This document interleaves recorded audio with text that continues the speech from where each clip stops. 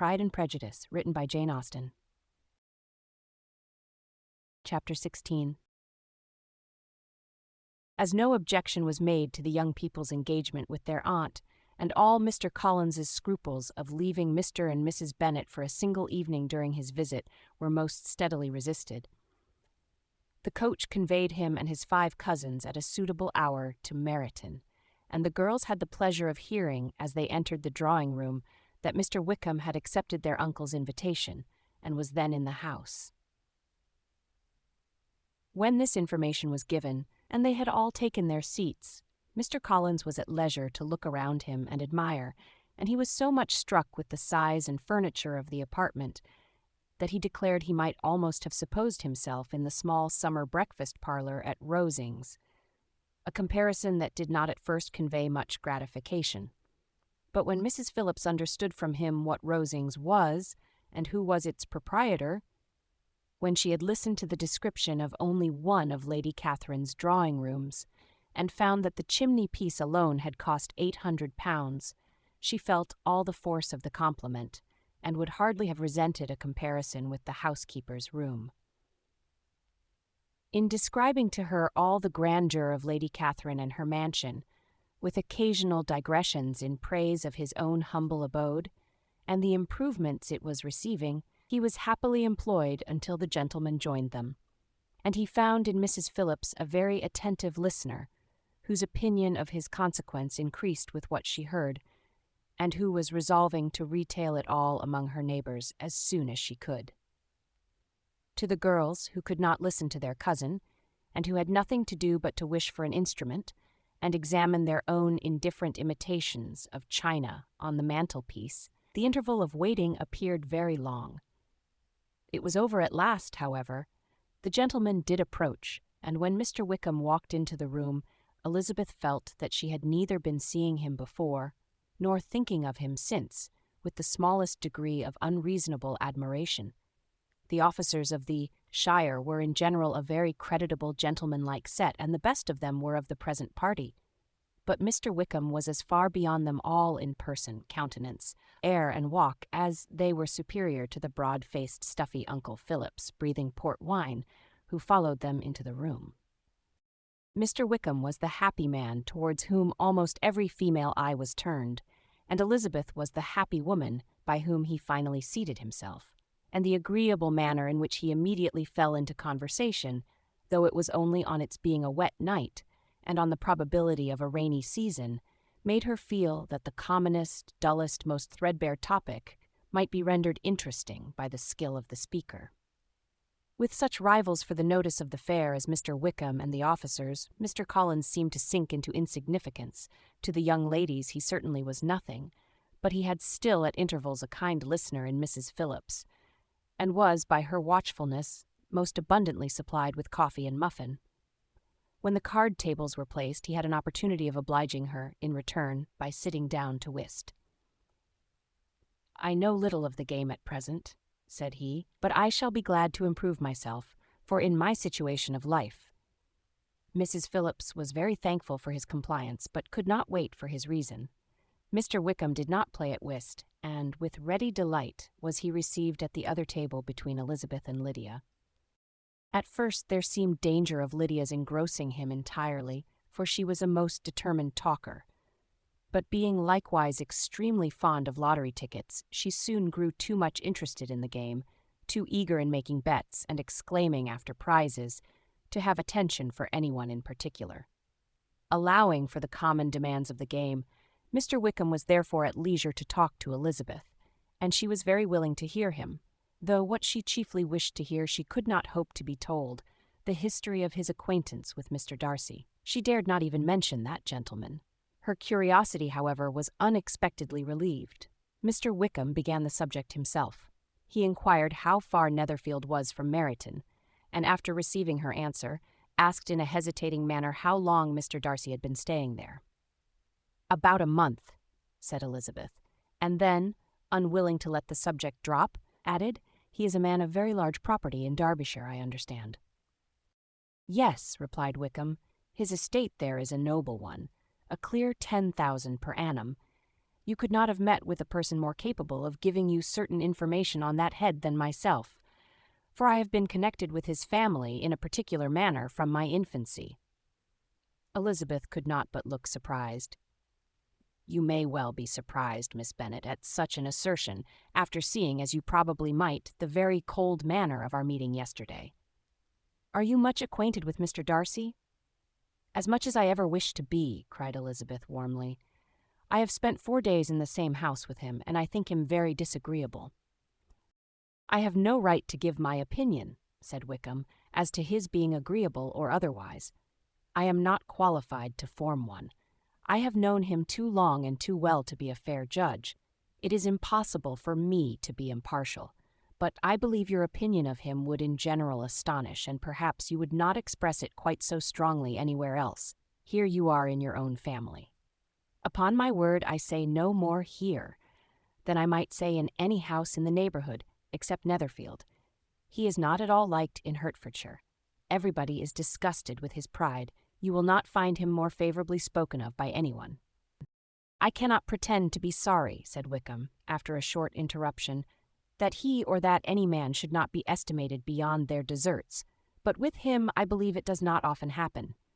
The world is blinded by his fortune and consequence, or frightened by his high and imposing manners, and sees him only as he chooses to be seen.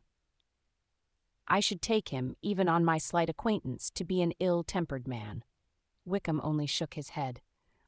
"I wonder," said he at the next opportunity of speaking, "whether he is likely to be in this country much longer. I do not at all know, but I heard nothing of his going away when I was at Netherfield. I hope your plans in favour of the shire will not be affected by his being in the neighbourhood." "Oh no, it is not for me to be driven away by Mr. Darcy. If he wishes to avoid seeing me, he must go. We are not on friendly terms, and it always gives me pain to meet him, but I have no reason for avoiding him but what I might proclaim to all the world, a sense of very great ill-usage, and most painful regrets at his being what he is. His father, Miss Bennet, the late Mr. Darcy, was one of the best men that ever breathed, and the truest friend I ever had, and I can never be in company with this Mr. Darcy without being grieved to the soul by 1,000 tender recollections.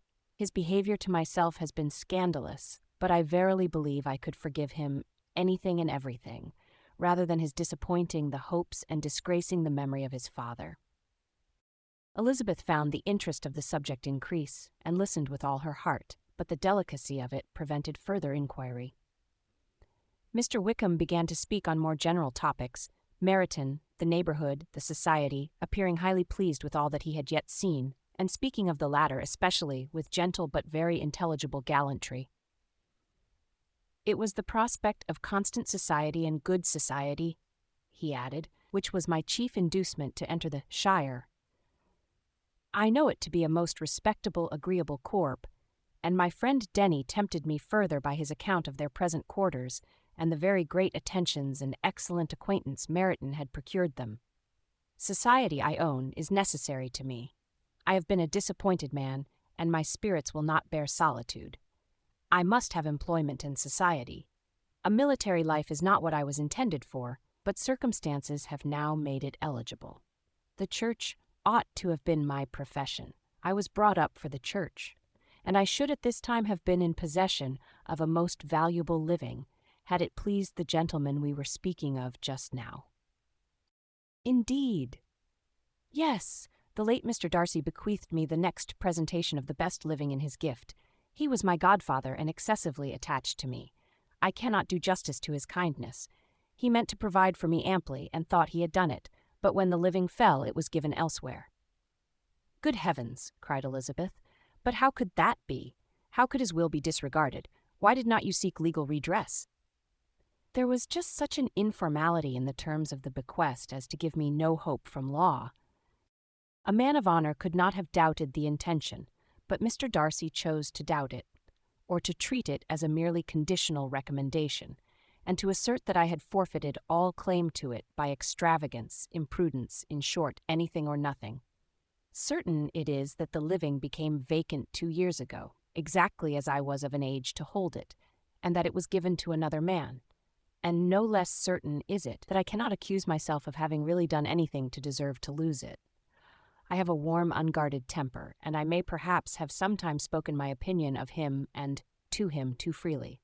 I can recall nothing worse. But the fact is that we are very different sort of men, and that he hates me.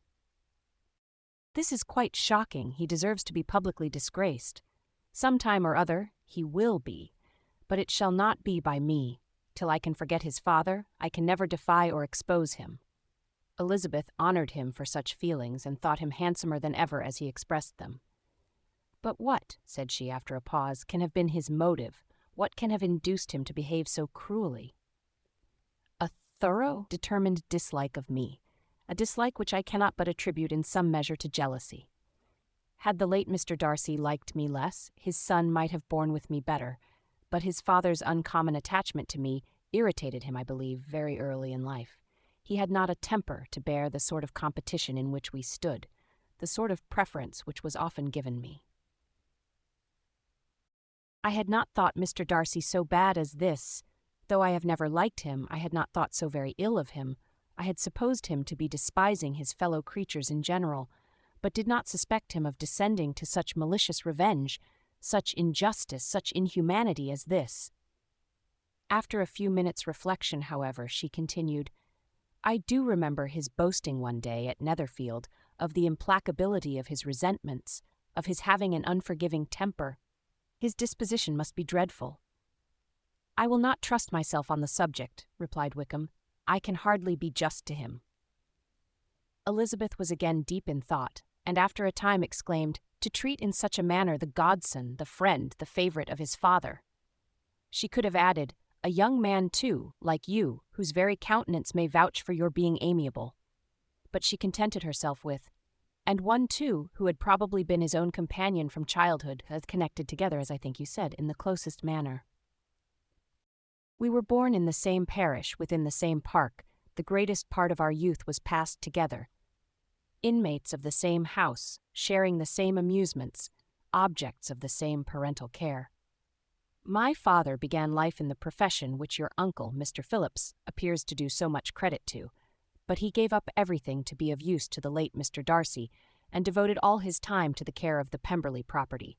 He was most highly esteemed by Mr. Darcy, a most intimate, confidential friend. Mr. Darcy often acknowledged himself to be under the greatest obligations to my father's active superintendence, and when, immediately before my father's death, Mr. Darcy gave him a voluntary promise of providing for me, I am convinced that he felt it to be as much a debt of gratitude to him as of affection to myself. How strange, cried Elizabeth. How abominable. I wonder that the very pride of this Mr. Darcy has not made him just to you, if from no better motive, that he should not have been too proud to be dishonest. For dishonesty I must call it. It is wonderful, replied Wickham, for almost all his actions may be traced to pride, and pride has often been his best friend. It has connected him nearer with virtue than any other feeling. But we are none of us consistent, and in his behavior to me there were stronger impulses even than pride. Can such abominable pride as his have ever done him good? Yes, it has often led him to be liberal and generous, to give his money freely, to display hospitality, to assist his tenants, and relieve the poor.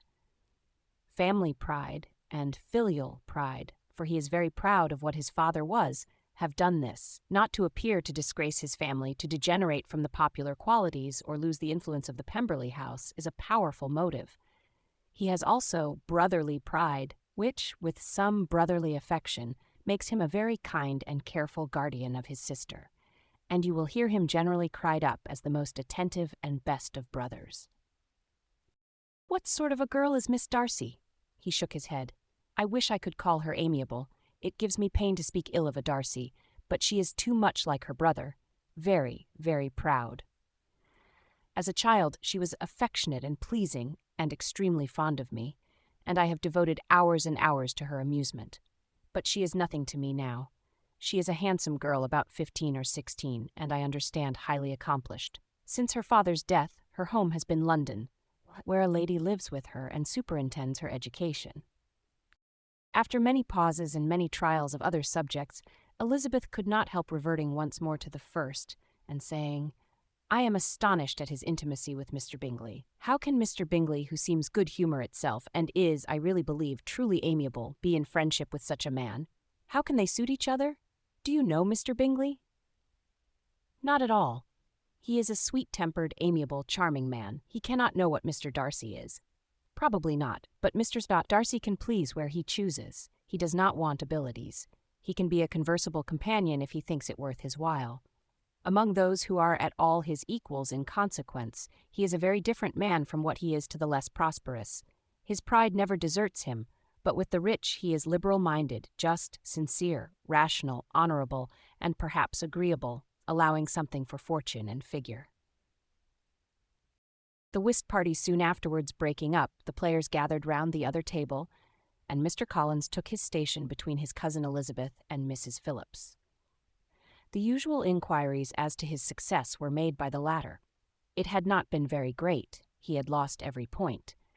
But when Mrs. Phillips began to express her concern thereupon, he assured her, with much earnest gravity, that it was not of the least importance, that he considered the money as a mere trifle, and begged she would not make herself uneasy. "I know very well, madam," said he, "that when persons sit down to a card-table they must take their chance of these things, and happily I am not in such circumstances as to make 5 shillings any object. There are undoubtedly many who could not say the same, but thanks to Lady Catherine de Bourgh I am removed far beyond the necessity of regarding little matters." Mr. Wickham's attention was caught, and after observing Mr. Collins for a few moments, he asked Elizabeth in a low voice whether her relations were very intimately acquainted with the family of de Bourgh. "Lady Catherine de Bourgh," she replied, "has very lately given him a living. I hardly know how Mr. Collins was first introduced to her notice, but he certainly has not known her long. You know, of course, that Lady Catherine de Bourgh and Lady Anne Darcy were sisters, consequently that she is aunt to the present Mr. Darcy." "No, indeed, I did not. I knew nothing at all of Lady Catherine's connections. I never heard of her existence till the day before yesterday. Her daughter, Miss de Bourgh, will have a very large fortune, and it is believed that she and her cousin will unite the 2 estates." This information made Elizabeth smile, as she thought of poor Miss Bingley. Vain indeed must be all her attentions, vain and useless her affection for his sister and her praise of himself, if he were already self-destined to another. "Mr. Collins," said she, "speaks highly both of Lady Catherine and her daughter, but, from some particulars that he has related of her ladyship, I suspect his gratitude misleads him, and that, in spite of her being his patroness, she is an arrogant, conceited woman. I believe her to be both in a great degree," replied Wickham. "I have not seen her for many years, but I very well remember that I never liked her, and that her manners were dictatorial and insolent. She has the reputation of being remarkably sensible and clever, but I rather believe she derives part of her abilities from her rank and fortune, part from her authoritative manner, and the rest from the pride of her nephew, who chooses that everyone connected with him should have an understanding of the first class." Elizabeth allowed that he had given a very rational account of it, and they continued talking together with mutual satisfaction till supper put an end to cards, and gave the rest of the ladies their share of Mr. Wickham's attentions. There could be no conversation in the noise of Mrs. Phillips's supper party, but his manners recommended him to everybody. Whatever he said was said well, and whatever he did, done gracefully. Elizabeth went away with her head full of him. She could think of nothing but of Mr. Wickham, and of what he had told her all the way home, but there was not time for her even to mention his name as they went, for neither Lydia nor Mr. Collins were once silent. Lydia talked incessantly of lottery tickets, of the fish she had lost and the fish she had won, and Mr. Collins, in describing the civility of Mr. and Mrs. Phillips, protesting that he did not in the least regard his losses at whist, enumerating all the dishes at supper, and repeatedly fearing that he crowded his cousins, had more to say than he could well manage before the carriage stopped at Longbourn House.